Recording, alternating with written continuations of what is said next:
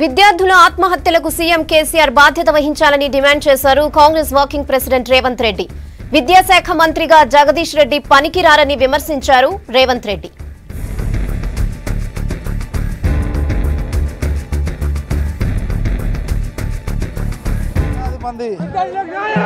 Intermediate విద్యార్థులు వారి తల్లిదండ్రులు మనోవేదన గురవుతున్న సందర్భంలో ప్రభుత్వము అనేక తప్పుదాలు జరిగిన పరిస్థితులలో ఈరోజు ఆత్మహత్యలు కూడా దారితీస్తున్నటువంటి దురదృష్టకర పరిస్థితులలో న్యాయం చేయమని వస్తే పోలీసుల చేత కొట్టించి తొక్కించి ఈ రకంగా నిర్బంధిస్తున్నారు. ప్రభుత్వము తన తప్పులను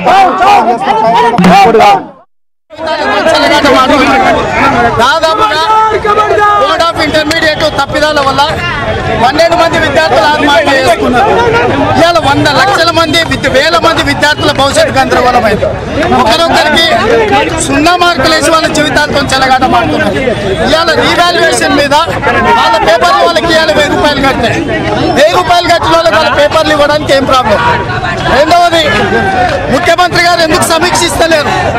ఇన్ని వేల మంది తెలంగాణ ఉద్యమంలో పాల్గొన్న విద్యార్థుల భవిష్యత్తు ఈరోజు గందరగోళంలో ఉంటే ఎందుకు ముఖ్యమంత్రి గారు సంబంధిత అధికారులతో చర్చించలేదు? సంబంధిత విద్యార్థుల తల్లిదండ్రులతో ఎందుకు చర్చిస్తలేడు? ఇవాళ వాళ్ళ తల్లిదండ్రులను పిలిచి తల్లిదండ్రుల కమిటీలతో మాట్లాడి వాళ్ళ సమస్యను తెలుసుకొని విద్యార్థులకు ఒక నమ్మకం కలిగించి ఈరోజు స్వేచ్ఛాయుత వాతావరణంలో పేపర్ల వాల్యుయేషన్ జరగాలి.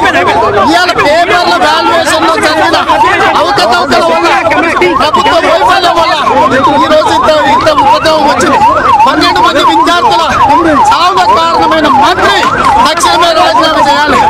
జగదీశ్వర్ రెడ్డి వాస్తవంగా మంత్రిగా వైఫల్యం చెందిండు. ముఖ్యమంత్రి ఇంతవరకు సమీక్షించలే. ఈ రోజు ముఖ్యమంత్రి బాధ్యత వహించాలి.